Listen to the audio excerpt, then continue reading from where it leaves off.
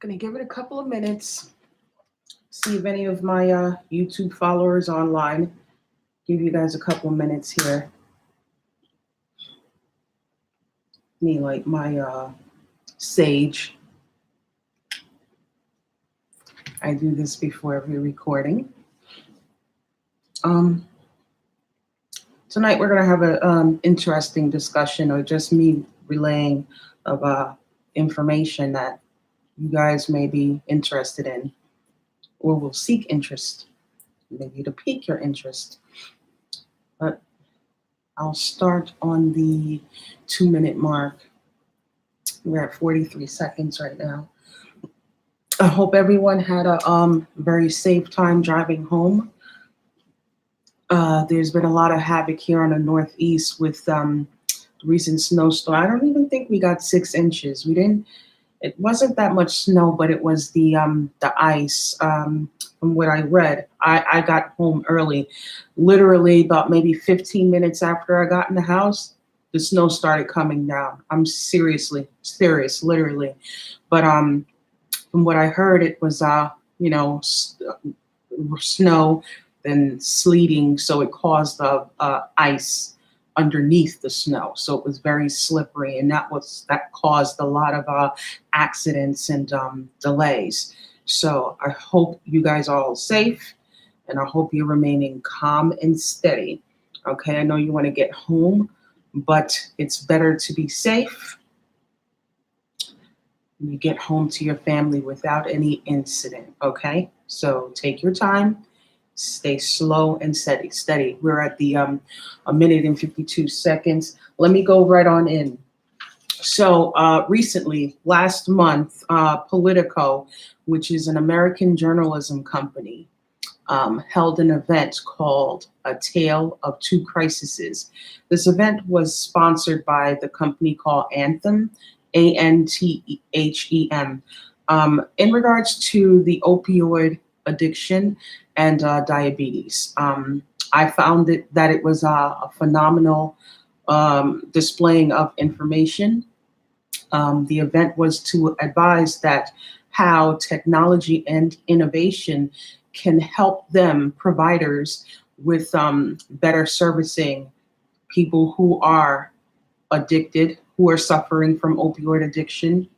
They're the doctors, the prescribers, and those who are suffering from diabetes. It's just amazing how we have people doing great work behind the scenes, and they're so excited to come forth with their findings. Okay, so we're going to start with the opioid, or the drug and alcohol section here. According to WHO, that's WHO, all capital letters, which is the World Health Organization, WHO has diagnosed drug addiction, drug and alcohol addiction, as a mental health disorder. It is considered a disease. Now, some of you will say, well, why is it a mental health disorder? Simply because drug and alcohol addiction slows down the development of your brain, which means that I think our brains, and this is my area, but our brains are fully developed when we become 21 years old. All right. So if you start to take drugs at the age of 17, 16, 18, as long as it's before 21 years old, your brain will drastically, or whoever that person is, the person who's addicted to drugs, their brain will drastically slow. Their development will drastically slow. So what happens is that there's a lot of adults who are in their 30s and their 40s, and they'll operate as the age of what they were when they first became addicted to drugs. All right. The other reason is that it disrupts one's ability to make rational decisions for their best interests. Okay. And this is why it is called a mental health disorder. Uh,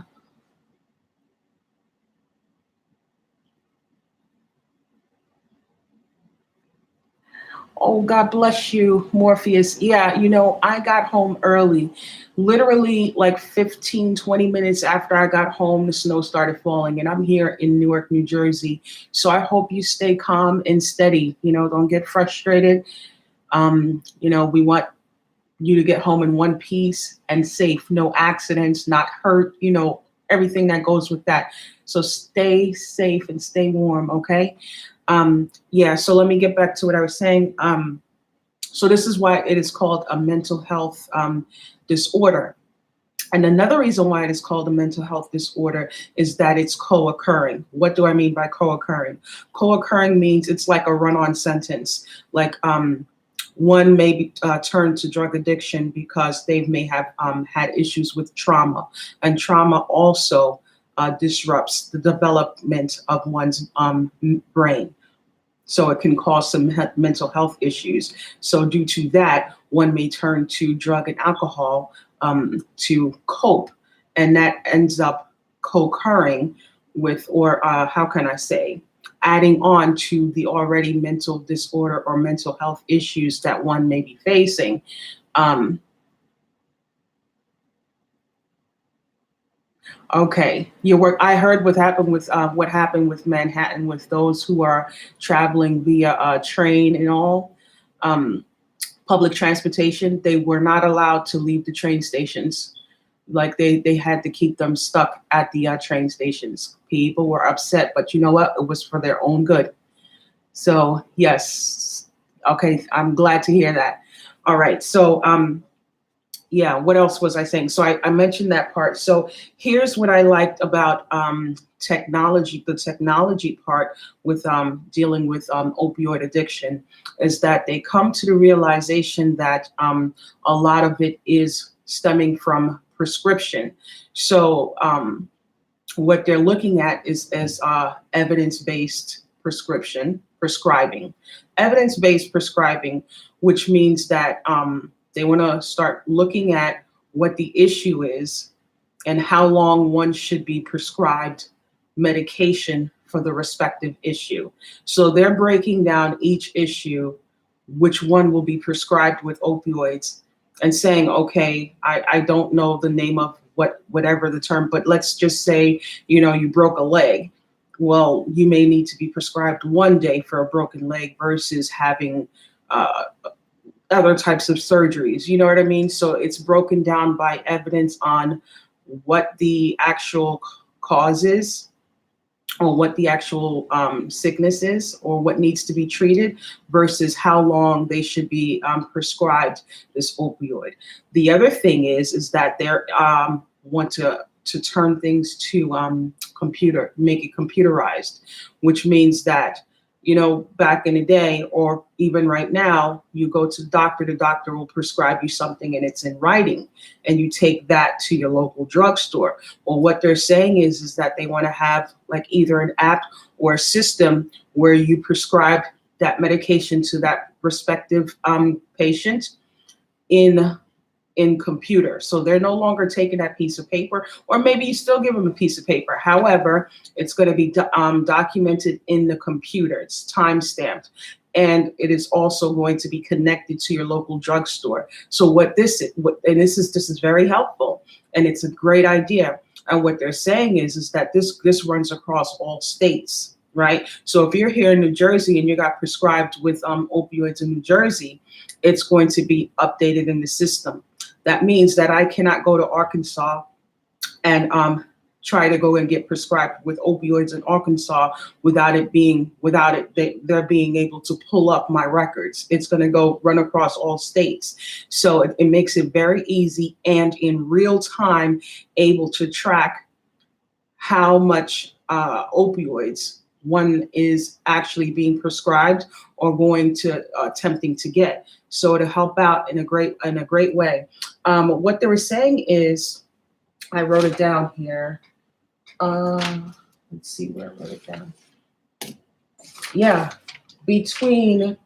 from 2002 and 2014, there has been a 200% increase of overdoses regarding opioid addiction. or involving opioid addiction. That's pretty steep. Okay. And what they found out was that treating opioid addiction, well, they said it's best practices. So the best way to treat opioid addiction would be, because there was so much information here.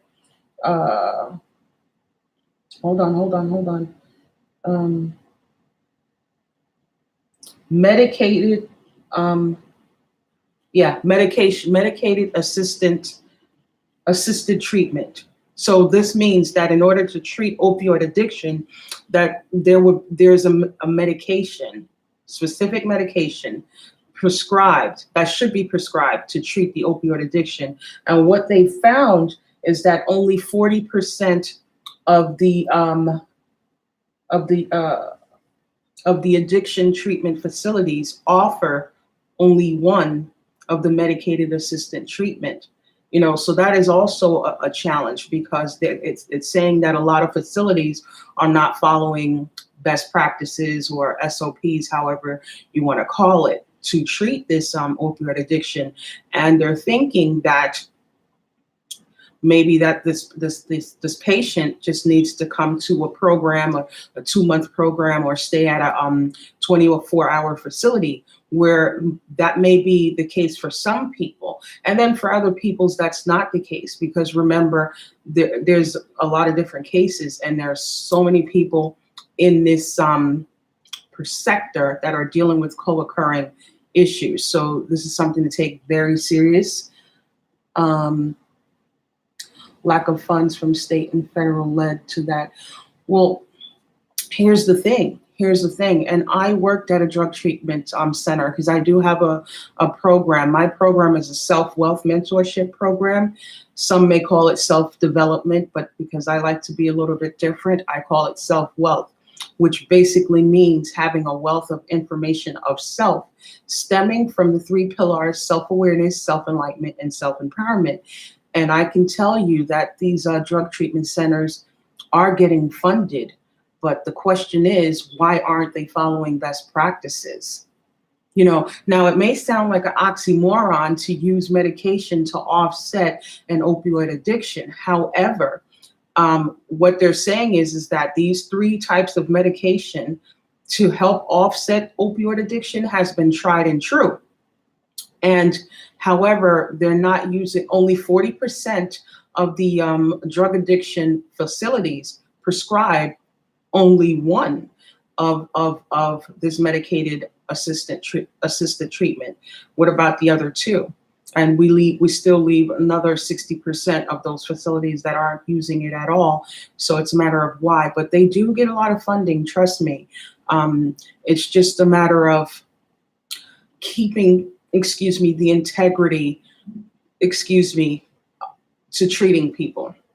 There's integrity, there's ego that we must deal with. There are people that have their own ideas at times. Not saying that their ideas may not be right or may not be good or from good intent. Then you have some people that are like, why should we use medication to treat an opioid addiction? Because sometimes they don't understand how that makes sense. Therefore, not following standard procedures, right? So we have that's at play. What else do I wanted to say here in regards to that? But yes, just to get back to that, it is considered a mental health issue. And there was something that the CDC said, which I wrote down somewhere. I got like notes all over the place. I had phone calls, all types of stuff going on here.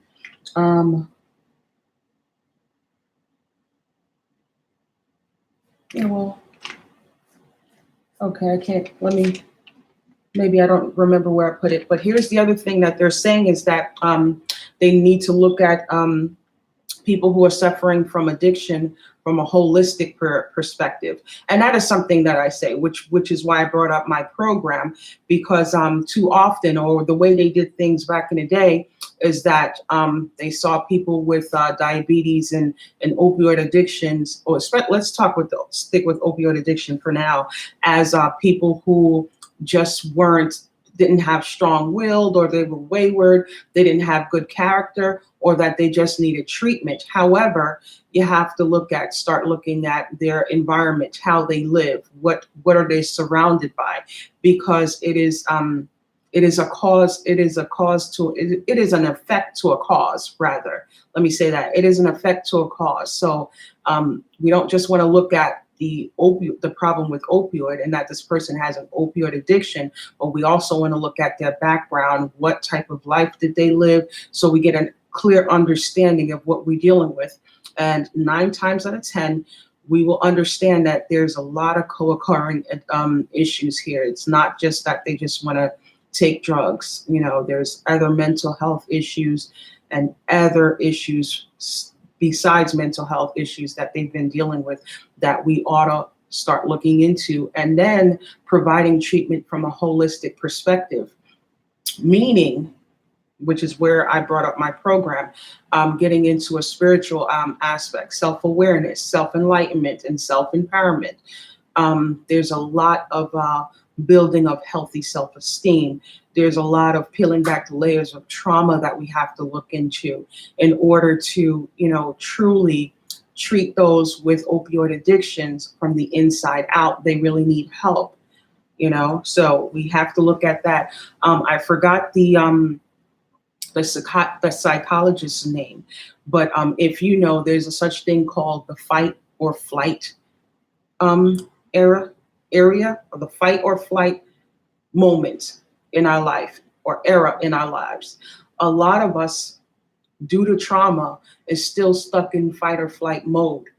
And because of that, they're unable to heal. And because of that, they're turning to opioid drug and opioid addiction, alcohol addiction. You understand what I'm saying? Well, yes, So with that being the case, we have to even treat that. And if they're still in that type of environment, God knows it's just compiled. So it's layered, and it's not something that's easily able to treat. So it's, that's a good thing to look into. The other thing I wanted to talk about is diabetes, because they said diabetes is the 7th killer. I forgot the 7th leading cause of death in the United States. So what I like here, I wrote the lady's name down here. Hold on. Let me see if I can get her name. Dana Lewis. Her name is Dana Lewis. So she created the Open Apps, okay? Open APS, which is the artificial pancreas system. Okay, so from what I've read, and I'm going to put the links here. Wonder if I can put the links, but I'm going to try to put the links in this live so you guys can look it up. It was just very informative. But from what I'm hearing, it is considered to be the most life-changing technology for people with type 1 diabetes, simply because they don't have to count their glucose anymore. They don't have to, no bolus, no checking, no timing. There's a little computer thing that she wears. It's smaller than a cell phone. And what that thing does is that it communicates with the pump, and it monitors your sugar level. So what's good with that is that when your sugar level is on its way to go down or on its way to go up, you can program that little computer thing to send you an alert so that the preventative measures to take from there. So pretty much what this is a more of a proactive approach to dealing with diabetes, opposed to a reactive approach, meaning you're dealing with it after your sugar have already dropped. Now you're trying to stabilize it and bring it back up, or you're dealing with it after it rises and you're trying to bring it back down, which adds more pressure to the person who is suffering with type 1 diabetes, because now, they're dealing with stress. Who knows, you can have a stroke, a heart attack, which now that creates co-occurring issues as well. Everything is like a run-on sentence. So with this, it's just amazing how technology, yet again, will be used to help people in battling diabetes. And that's what I have for this evening. It's very interesting. Let me see if I can put the links here so you guys can check it out. See what it is going to let me do. Okay, yes, that was one. Okay, so I'm gonna send you the other one, and you guys can check it out too. And then this third link is introducing, just giving you a background of the open apps. Um, Again, very informative. So with these, both the opioid addiction and diabetes, what you can do is please check with your primary care physician to see if they can direct you to any drug treatment facility that uses the assisted medication treatment for opioid addiction, and any facility or doctor who's open to the open apps computerized chip for treating type 1 diabetes. The other thing that they were saying is that it is expensive to get computerized, especially for treating the opioid addiction. So what they were saying in this interview here is that what will happen is that either the smaller companies will, opt out, meaning they may like go out of business or close out, or they'll have to get the funding to get the system, because of course it's a system that you'll have to buy in order to update your computers with that system and go ahead and use it. So in this case, it will take some money. You're quite welcome, Morpheus. You're quite welcome, and I like the name. Um,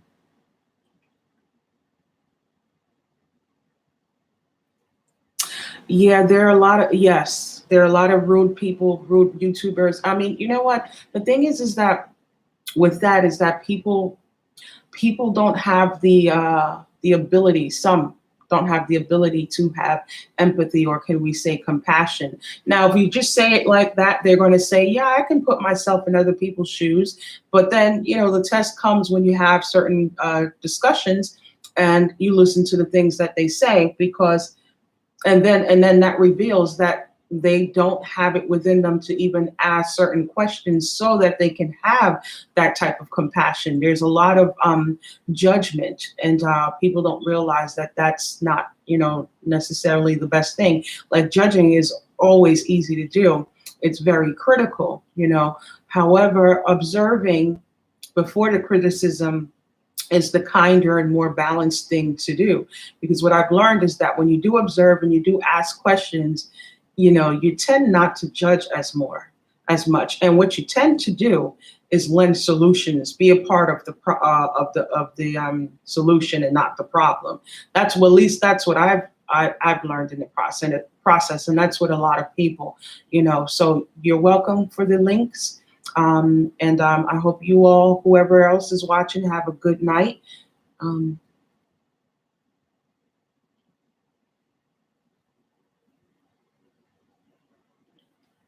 you're absolutely right, Morpheus. I totally believe you. And I totally know, when you have discussions about gossip and what, people are doing and who they're doing it with, and people love that. I always say the things that we love is the very same things that are the problems in our lives. Like, it baffles me how how we don't as a collective have good survival skills. We don't as a collective have enough good conversations about who we are as people, what our destiny will be, what the destiny of the world we live in will be. It's just like we're here taking up space. And then the sad thing is that let a tragedy happens, and then people run around like roaches or chickens with their heads cut off. Mind you, if we were having these conversations and more open to having these discussions, people will be more proactive, opposed to running around with their heads cut off. And what that the next problem that stems from that is how people tend to treat other people, because now you're frantic. You're right now, you're at a sense of urgency and you don't know what to do. And because there's no proactive approach, many times they end up hurting other people, which you don't have to do. But they consider communication like this corny. People just want to, and I love having a good time. I know how to have a good time. I know how to dance. But then, as the saying says, that there's a time and a place for everything. And when it comes to and stuff like this, and I've never been addicted to drugs. However, I'm not that far removed. Like I had to help raise three of my cousins because their mother was addicted, and I saw how that affected me, how it affected my childhood, and even when I was a teenager, I couldn't be a regular teenager because my time was enveloped in helping to raise three cousins, and they were very young, from wearing diapers on up to the first grade, to having to help them with homework, giving them baths at night, getting them ready for bed, getting them ready for school. It was just, if we went out to a community affair, we had to watch them. We just couldn't be free with our friends. So I saw how it affected me. And it's something that's near and dear. And I also know that it's connected, it's co-occurring again, as I said earlier, and it is connected to trauma, So, and I am no stranger to trauma. I've dealt with trauma as a child, for years and years, been sexually abused, physically abused, verbally abused, psychologically abused. I published a book about my life in 2007 called Newark's Armadillo. And so I'm no stranger to trauma. However, I didn't turn to drug and alcohol abuse, but I know addiction. Like I always say, I'm addicted to chocolate. I'm addicted to gummy lifesavers. And sometimes money I need to take to buy bread or something to buy that's nutritious, I'll not buy that, and I'll buy gummy lifesavers. And to somebody who's addicted to opioid, they may be like, oh, that's you're talking about candy, but still, no, I understand what it is. Like, it's, addiction doesn't only pertain to drugs and alcohol. However, with drugs and alcohol, it's considered a big deal because it is now marked as a mental health disorder. Okay.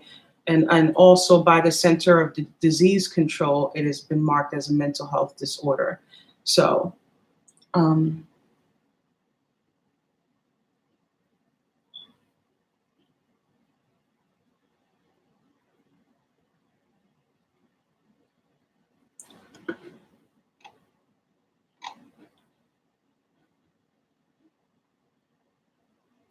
yeah,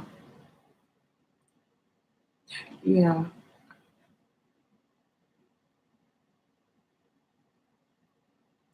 Wow.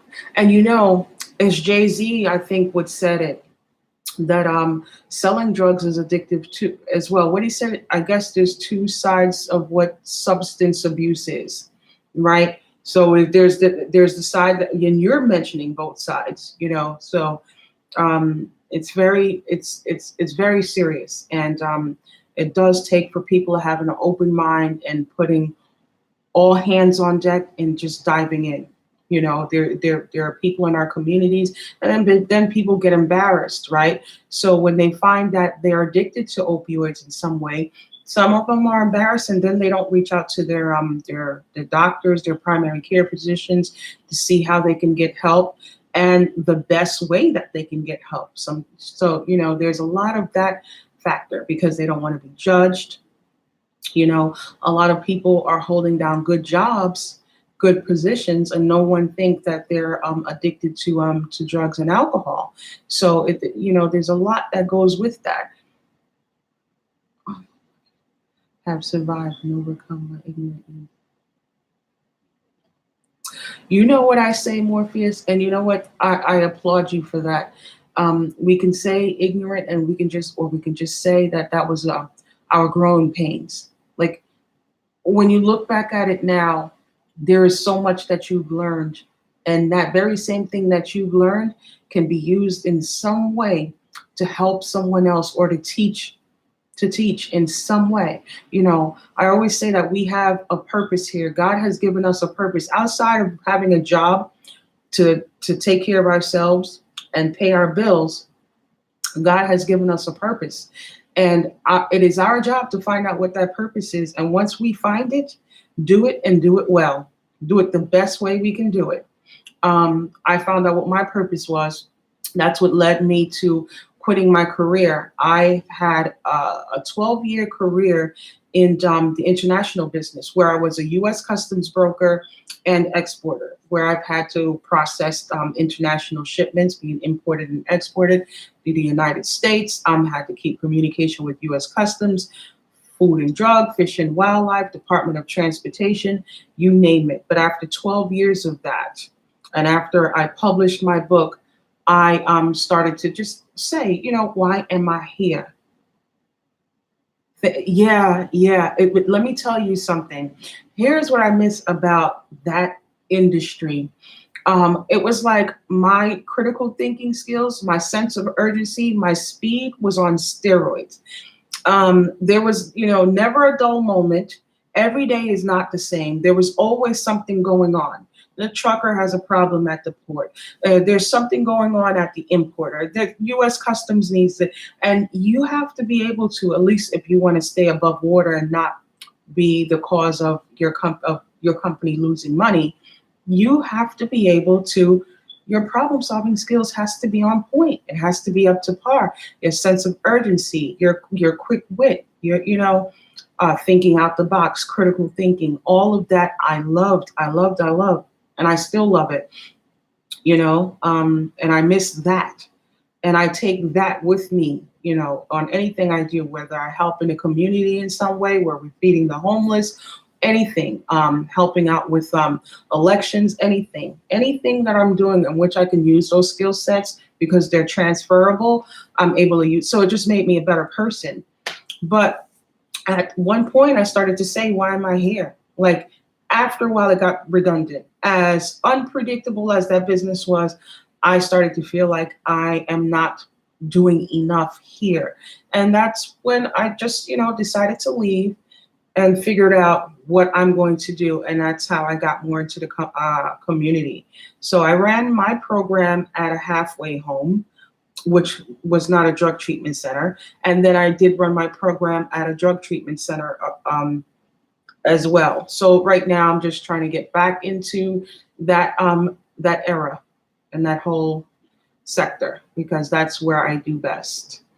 Okay, so it's now 31 minutes. It's going on 32 minutes. You continue to stay warm. Was it a job where you could rose up the ladder? Was it a job? Not denying you. With the drug treatment, you talking about with the international business or the drug treatment center? Which job?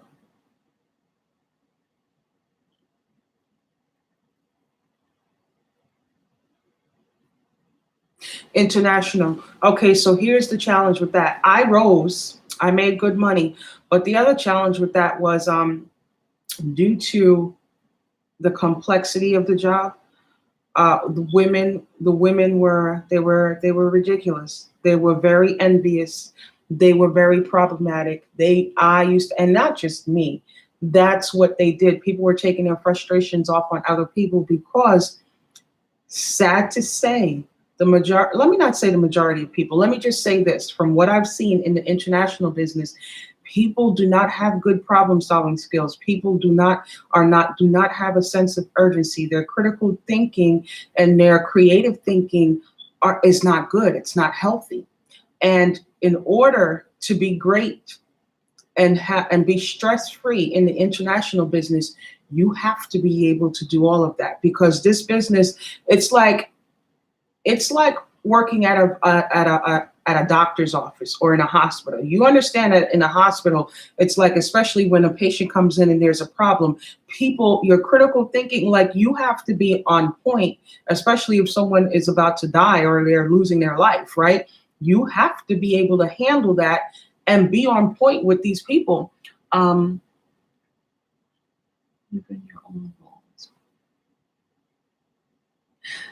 Yes. And a lot of that stems from people's inability to, I don't know, can I say they're unable, or can I just say that they don't even think? Oh, okay, so you get what I'm saying. Okay, so here's my thing. I can say that it's people's inability to critically think and problem solve, or do they not even know? And then when they find out that problem solving is part of their survival, sometimes they're resistant to it because some people don't like to be rushed. Like there's some people that's like, oh, I'm going to get to that later. And when you're in the international business and some businesses, you can't do that. And then what I've also learned is priority management, whereas, in a lot of companies or businesses, time management is priority. But what I've learned in the international business is priority management is priority, because you want to handle the shipment that is the most hot, that if you ever drop the ball, this shipment will be a problem to you and your company. So you want to handle those shipments first, get them out of the way, and everything else will work itself out. um, It requires your break. Yes, it does. And like you said, and it requires you having to stay calm. You have to also be able to work well under pressure. Work well under pressure. And a lot of people don't have that as well. So what happens is that they get flustered and all of this is being thrown at them. And it's like, which one do I do first? And it's like people are all over the place. And next thing you know, you got shipments at the port that are, containers are rolling. And now that's causing it, because now that's $250 every time the container don't make it on the vessel. And then if you don't send paperwork overseas, there's containers overseas that the broker overseas can't get clear the shipment and get it moved. So now you have containers accruing demurrage overseas. And if it's your fault in the States, you got to pay for it. If you don't send them the paperwork that they need so they can clear that shipment overseas in time, you have to pay for it, although you're here in the United States. And that's what happens too often in the international business. A lot of people there, have high blood pressure, strokes. Some of them are, getting sick with depression, mental breakdowns. And then there's a lot of workplace bullying in that very same field, because people are frustrated and they tend to bully the person who is able to work their desk right. And the other thing I like about that business is that you're like your own manager. Like, everything that's on your desk, it is your responsibility to manage it. There's no teamwork per se where you do half of a file and then you give the other half to someone else. No, it's either you handle shipments by regions or you handle shipments by accounts. And whatever your account is or your region is, you're 100% responsible for that. And I love that because I do well working by myself. I'm also a good team player as well, but I love, love, love handling and managing things on my own. But it was great, and I miss it for that. I really do. I miss it for that. But so fiber optics, you said that's like the internet. I'm slow in that department. So you install like internet service, or I guess it's something else. But I'm gonna go now. It was great talking to you. All right. You take it easy. Like I said, stay warm. Stay optics for commercial businesses.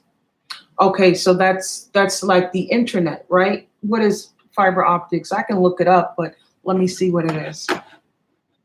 Let me see.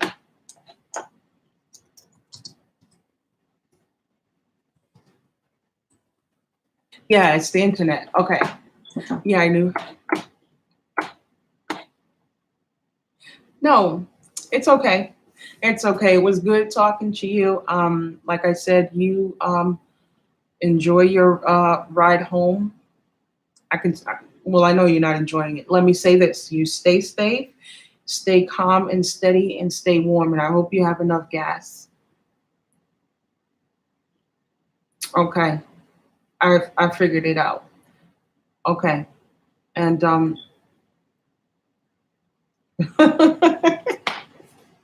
yeah, I know you're not having a good time, but you can, but stay calm and steady, stay at peace.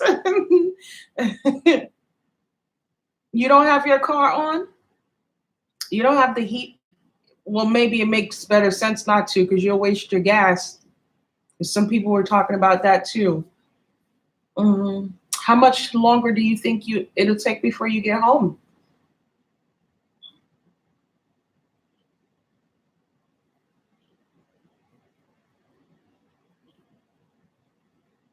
Okay.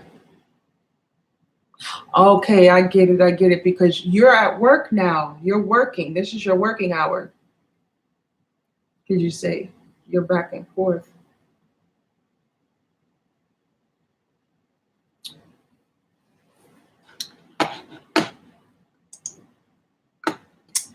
Well, okay, man. You enjoy, and don't forget the links. You'll be home at 1 a.m. Okay. You take it easy. Take it easy. You got those hand warmers?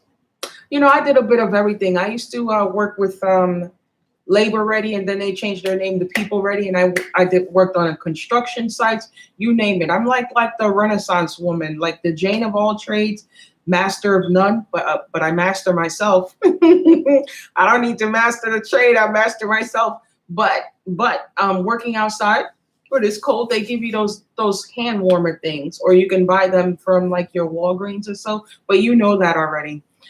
They work well. They work well. Again, yeah, I figure you do. Yeah. All right, man. Well, you stay warm. I know you wish it was like maybe earlier in the day where you can get some soup or oatmeal or something while you're on the way. Maybe if you stop at a 7-Eleven, you get some coffee. But stay warm and peace until next time, man. All right. And it was good chatting with you. Take care.